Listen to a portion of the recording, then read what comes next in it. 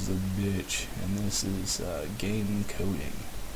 And I am way behind on this just because I have been procrastinating. It's a lot like mowing the yard. It's something I keep putting off until I absolutely have to, or I force myself to. And then once I do it, I am absolutely focused until I come to a stopping point. So it was supposed to be done back in December 21st. Here it is now, the 10th of April 2016. So ideally I'd pretty much be almost done with the game by now. But I procrastinated. Anyways, covered mapping. Because mapping can't be done alone, movement is actually located in keystrokes. Character and location, didn't quite build the character, just did an XY and left it at that. And the XY location is being tracked by the mapping. And miscellaneous random code. This is just cleaning stuff up. So let's get started, shall we? It took me a total of that wasn't helpful, 5 hours. A little on the April 4th, a little on the April 9th. And so now I've got a handful of new things. One of them is a new game, global.cpp. I originally had a header, but then I started needing to identify things in the global. Oh yeah, check it out, it's huge. It's a long list. Take your time, memorize it. Alright, so I've got a map class called class map, and then I created one called map.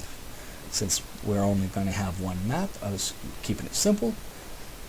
Therefore, let's get to the mapping. There's two different classes.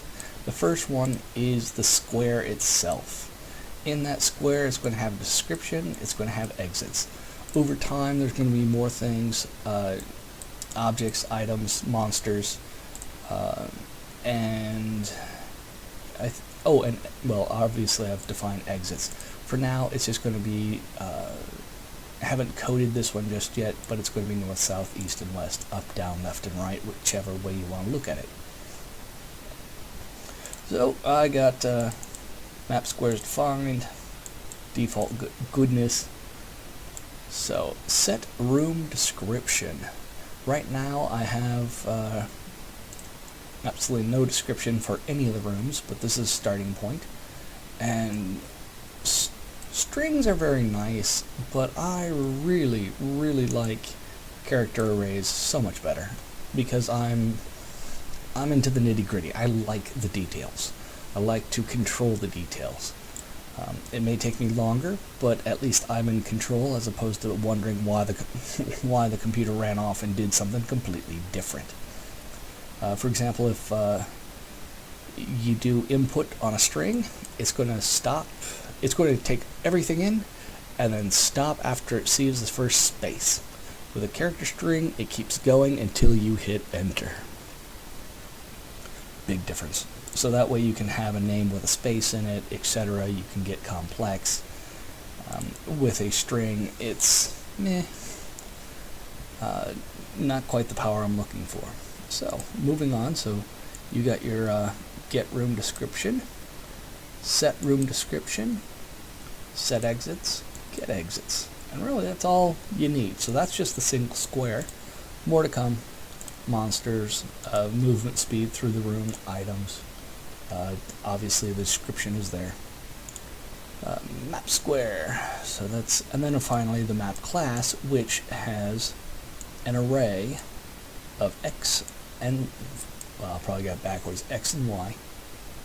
And in there, it defines your x and y.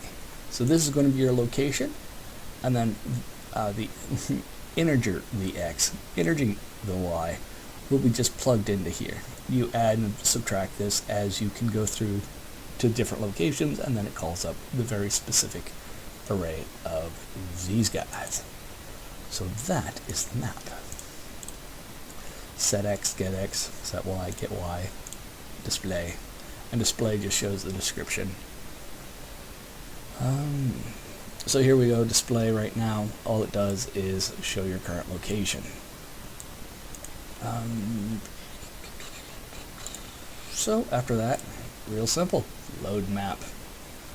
Map, I've just decided that it's going to be 2x by 3y high.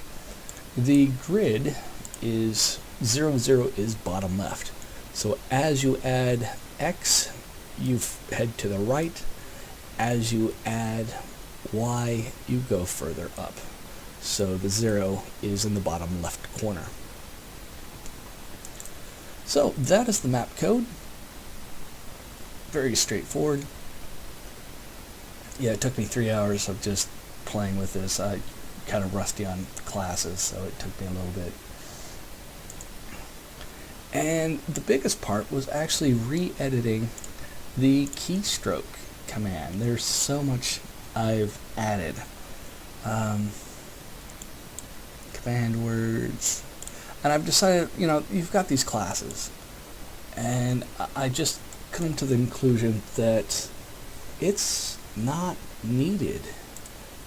Just a simple function works just fine. So I've got the function single keystroke. It brings in a single character and breaks it down. Letter E, letter L. So I've added look, which does nothing more than just display. And the display just gives the X and Y.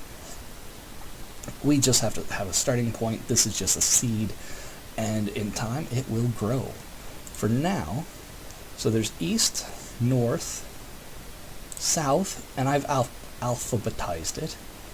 So L, N, Q, S for south, W for west, and each one, when you get done moving, it's rather straightforward. Let me just pick one of them. This works south. Int y, get y, and you cannot plug this straight into the function. You had to pull the number out of the class, then play with it. So set y, if it's greater than 1, now I could have done 0, but I want it to be, here's the globals. Map squares, height is 4, width is 4, so there should be only 4 squares, 1, 2, 3, and 4. You can do 0, 0, but then that would be 5 wide and 5 high. And I decided not to go that route. Just a simple 1, 1 is as far down to the left corner as you can get, and 4, 4 is the furthest up you can get. Excuse me. Therefore, you want it to be, if it's greater than 1, then you can subtract it. And then you set the new y to it. Again, you couldn't just plug in these values straight into it. You literally had to pull the number out, play with the number, put it back in. And if it is, you know, if it's not greater than 1, you go bonk, you hit a wall. Pause, you hit the key, gives you a new line, gives you the description, and then sends you back to where you came from. The trick with this is it had some unusual happenings, like you type in the word, oh, it happened in the command line, but literally you have to do the return at the end of each of your if statements to check. So it's somewhat like a switch statement, but I just used if. I'm like, meh, close enough. And which means that there's no default. If you hit the wrong keystroke, it's ignored. It doesn't do anything. Of course, the last one is the enter key. Command line, cleaned it up a bit. This one I set to a switch statement, and it's very similar to the single keystroke. Pulls off the very first, absolute first letter. So if it's L, you check to see if it, you know, this way you thin down the search. If it's an L, I made it look, you display the map. and you brake. You have to throw in the brake, otherwise it'll continue down looking for more things that start with L. So this is where I had the problem. I did not put the brake in, so I typed in things like lock, L-O-C-K. It went to here. This is the only one. It never broke away. Because it's like, if it's this, do this. Brake. If it's not, just keep going. And it went ahead and, what did it do? It acted weird. But the default went ahead and showed up. Anyways, I had to throw in the brake to break it out. And then voila. Display map and brake again. Let's see. The only other thing... Where is it? I threw in a lot of editing. I'm going to make another keystroke for this. This is a single keystroke. So you got, again, I alphabetized it. E-N-Q-S-W. East, north, quit, southwest. Not a sentence. Hit enter for the command line prompt. What I did is I removed the counter. So it's not counting anymore because it's not needed. We know that it's going to continue to loop. And I did just a, if keystroke mode is 2, which is command line. Let's see what we've typed. Else, say key, show us what we typed. Now this one, because we're in this mode, it actually just writes over the top of the last character. You don't have to worry about it. And then the other one, I got a little complex.